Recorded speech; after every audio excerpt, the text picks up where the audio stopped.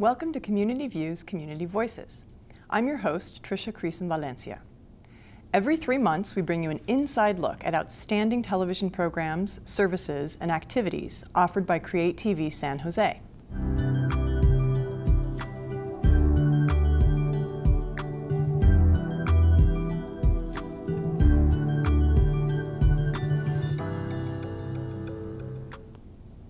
Hi again.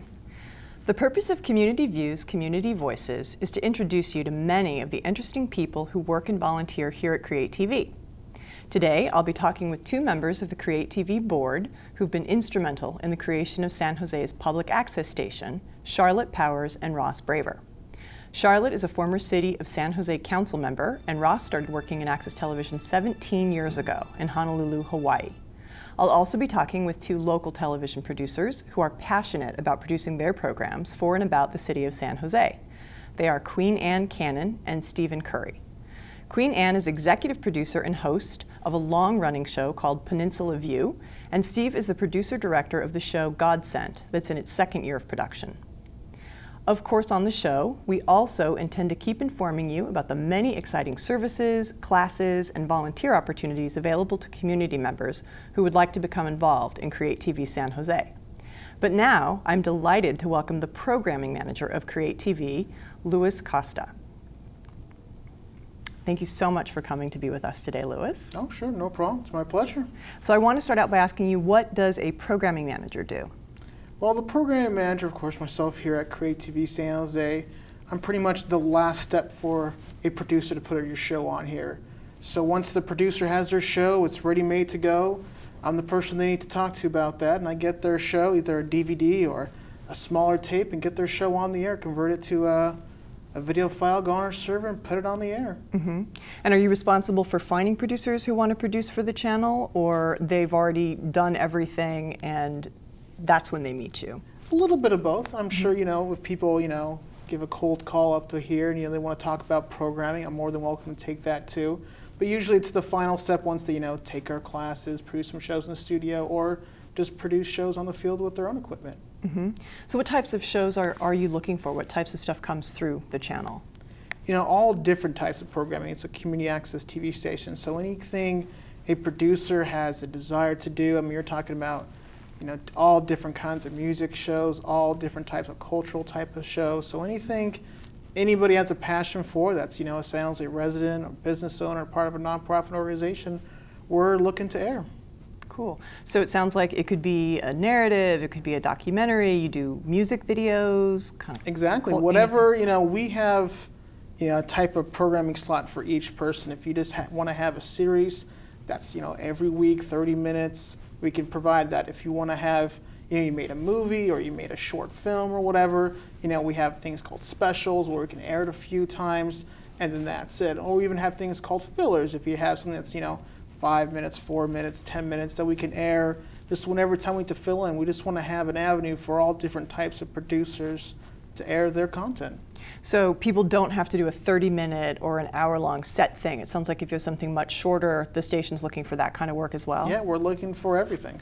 Very cool. Yes. Very cool. So can you tell me about yourself? Do you have a background as a producer or in video production? A little bit. I went to school for a little bit for video production, and I've been working at community access television for about maybe over 10 years now. So a little bit of both. Usually when I worked, I worked at KMVT in Mountain View. It was I don't know what you call it. It was the gamut of all things you had to do. You had to do lights of different shows. You had to go tape government meetings. You had to, I did programming there also. So it's a little bit of everything I had to learn to get over here. And what made you decide to come over here to CreaTV? It was a great, opportunity to come over here. this is, a large city, and obviously around the country. And it was always a great opportunity just in time of my life where, I wanted to have, I was doing like the gamut of all things, so I really wanted to focus on one thing I had a passion for, which is programming. And I grew up here. I moved here. I was born in San Jose, and I moved when I was 14. So I thought it would be a good way to come back when I'm a little bit older. And okay, hometown boy. We got it for the audience. Sure. What schools did you go to in San Jose? Well, like I said, I left when I was 13, 14. So I probably grew up in the east side, I guess you would say. I went to elementary school, went to Summerdale. And Piedmont Middle, my middle school. If I would have went to high school, it would have been James Lick. So I guess around the border of the east side, yeah. Good. Because this is a station for and about the community, so I think it's really important that people know. Oh yeah, most definitely. You went to middle school here. Yes, yes. People do need to know that. So it sounds like you're pretty committed to public access television. It sounds like it's really been what your focus is in your career. Can you talk to me about why you think that's exciting, why it's important for the community? I mean, it's important so people can have, each person can have access to a TV station. I mean, if there's no community television, a lot of different types of program are not going to get aired. Yeah. I mean, we're not filtering, we're not airing this, we're not airing that. If you have a passion, if you're a resident of San Jose or business or nonprofit organization, we will air what you have that's, non-commercial. So I think if, there's no community television, there's no outlet for all these different producers, whether it be, ages 18 to 85 or whatever, there won't be that avenue if there's not community access television stations around the country. Cool. Can you talk a little bit about what big changes are in the works for the station? I know I've heard a little bit of talk about going online, having streaming of the shows, video on demand. What will that mean? Well, that'll mean a lot of different things. Right now, we just bought brand new, a lot of playback equipment. We're actually now, all of our playback equipment lives here in our studios off of Julian. So that means we can, in the near future, we can have streaming on our website, which means if, unfortunately, if you don't have Comcast cable, can't reach our channel, you can watch our channel. If you live, in San Jose or wherever out on the web, you can watch it.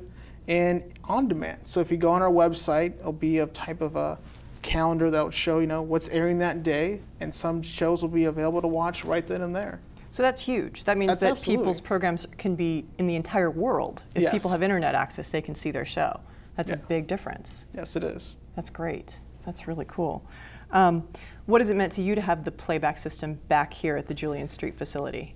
It's much easier on me. And prior, we were, all of our playback equipment lived in City Hall. So it's just much easier for myself to, instead of me driving back and forth, picking up tapes here and going back to City Hall, it was much easier to have everything here.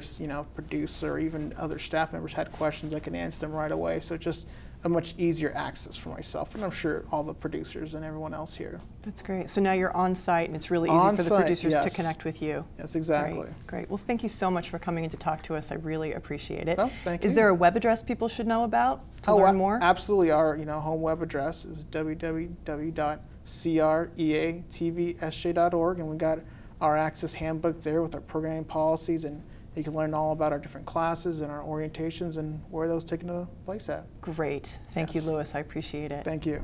We'll be right back after this message.